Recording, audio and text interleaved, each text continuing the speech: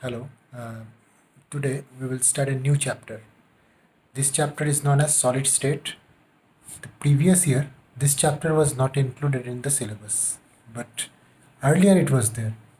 So this chapter has been a very special one. Every chapter is special, but regarding the competitive exams and be it the CBSE exams, the importance of this chapter is very high, and I would say the numericals that is present on this chapters, the theoretical discussions are very much important in order to score good marks and in order to understand the proper science. As I have said, it has recently been included, so earlier it was not there. Again, I have heard that CBSE may cut short the syllabus due to this abnormal situation. So we don't really know what is going to happen. Let us assume that this chapter is going to be there. So let us start, because as per the new syllabus, latest updated syllabus, the syllabus begins with solid state as it was earlier. So why solid state? Let us understand that. Our way of discussion will be first to understand what is a solid, what are the properties of solid, and then the classification of solid. Then we will move on. Let's see. If anyone wants to define what is a solid state, one would say that the substance which is having definite shape and volume under the given set of conditions. Now, there are basically two opposing forces which decides whether a given substance will be solid, liquid or gas. The forces are, one is the intermolecular forces, what you can say the attraction between the molecules or the particles which is present, and the opposing forces against that is the thermal energy or the temperature, one would say. So on one side, the temperature, what it tries to do is it wants to separate the molecules. The more temperature that you provide, it will try to separate the molecules from one to another. The intermolecular distances will be high. On the other side, the intermolecular attraction force will try to keep the molecules together. So depending on the magnitude of these two forces, whether the substance will be solid, liquid or gas, that will be decided. Let us see the properties of solids as well as its difference with the liquids and gases.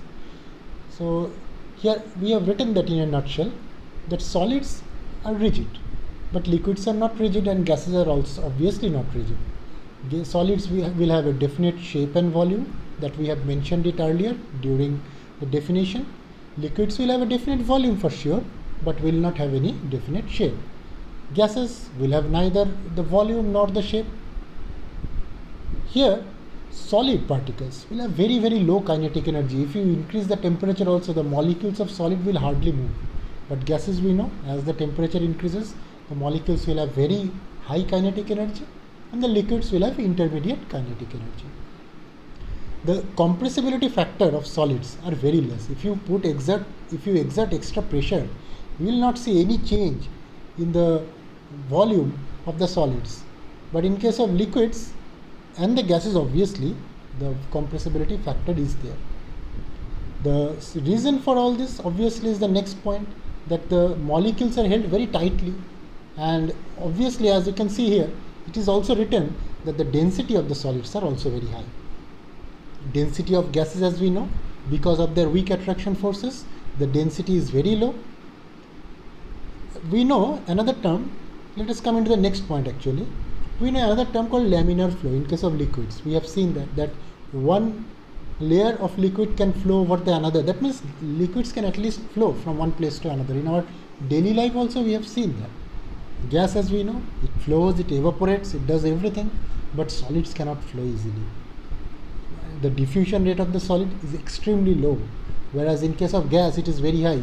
The gas, if it is leaked from one place, today only you have seen there is an accident which has happened near Vizag. So gas can diffuse from one place to another, from high density to lower density. So diffusion is very high in case of gases. So here in a nutshell we have seen the differences between the three type of things: the solids, liquids and gases. Now let us see the classification of solids. Based on the nature or the arrangement of the constituent particles, solids can be mainly divided into two type of solids. One is the amorphous and another is the crystalline. Those who have gone through the inorganic qualitative analysis in the class 11, they can also remember that while writing, we used to write the type, means texture, the solid, whether it is amorphous or crystalline. Now, what is an amorphous solid and what is a crystalline solid? Based on that, we will do a detailed discussion. But in a very simple way, if we want to say that if anything is crystal type, say for an example, sugar cube, say for an example, salt, those if you see minutely, those are small crystals. Those are not powder like. But if you take chalk dust, if you break a chalk and make it into a dust, those dust are not having any particular geometric shape or size. So chalk dust or those kind of solids on other one side, we can say it is an amorphous like, and as I have said, the salt, sodium chlorides and all, those are like crystalline type. Obviously these are not technical way of saying it, we will see that very shortly, but this is one easy way to understand what is the basic difference between a crystalline and amorphous. Now see, how can we say it technically, the difference between amorphous and crystalline solids. Let us see the difference between a crystalline solid and amorphous solid. A crystalline solid, as I have said, it will have a definite shape and geometrical form, and in case of amorphous, like we have said, like in case of chalk dust, that definite geometrical shape won't be there. The crystalline solids will have a sharp melting point, and hence you can see the fifth point, that they will have definite heat of fusion. On the other hand, the amorphous solid will melt over a wide range of temperatures. That sharp melting point will not be there, and they will have no definite heat of fusion. Crystalline solids are rigid, like the solid should have, and it is incompressible. The amorphous solids are usually rigid, cannot be compressed. However, you can see in case of graphite, it is soft because of its unusual structure. Now there are two properties. You see the fourth property and the sixth property. One is a cleavage property. Here it is written that crystalline solids will have a clean cleavage where it can break into pieces with the plane surfaces, and in case of amorphous, the irregular cleavage is there. We will discuss it out. What is this property? And the last one, which is marked, the anisotropic nature of the crystalline solids. That is, their mechanical properties and the electrical properties depends on the direction along which they are measured. But in case of amorphous, they have similar physical properties in all direction.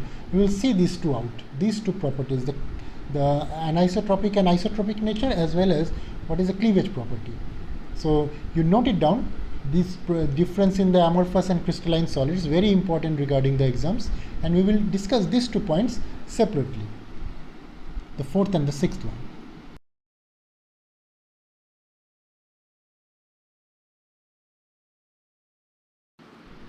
Now it is a very important property. You see in case of crystalline solids, see on the left hand side, what is there?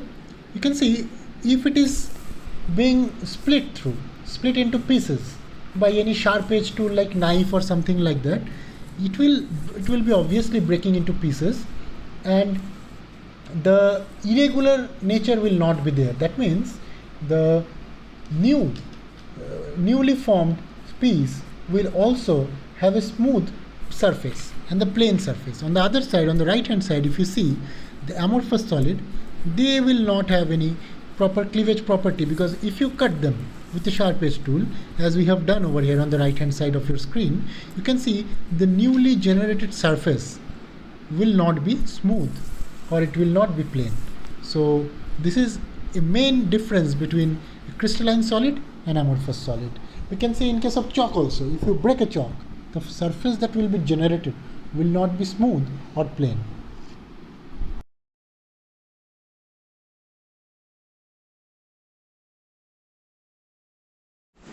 Now let us discuss the last point over the differences between amorphous and crystalline solids. Let us take a two-dimensional structure of quartz. Let us see it. See, a crystalline solid consists of large number of small crystals having a definite geometrical shape, right? So here also we can see that crystals have long range order. That means it indicates the regular pattern of arrangement of particles which is repeated over the entire crystal. Here also you can see same pattern is being repeated. Now see a NaCl crystal, sodium chloride, which is crystalline, and see the quartz on the right hand side.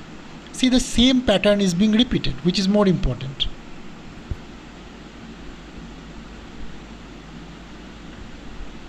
Now, what is anisotropy in crystal? See, crystal solids have sharp melting point, right? So this is one of its physical property.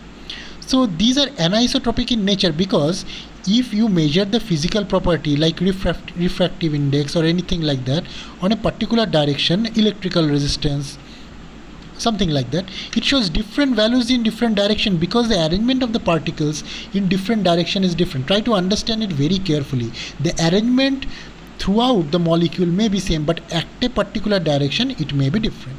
In case of quartz, let us see. It's an amorphous solid. What it is? That means in Greek, amorphous means no form. It doesn't have a particular form. So it consists of particles with irregular shape. So it has only short range order. The structure is similar to that of liquids. It is having short range order. That means it is not having the same property in all directions. The rubber and glass will show like that.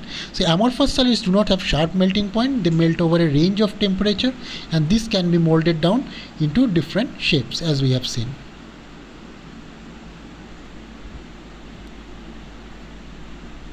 So you can cool the amorphous to melt it to convert into crystalline. So some of the solids are having a tendency to flow very slowly, so they are called pseudo solids also, or supercooled liquids. So these are isotropic in nature. As we have seen, they exhibit the same value of any physical property in any direction. The reason we have already explained. An example is also given. You can write it down.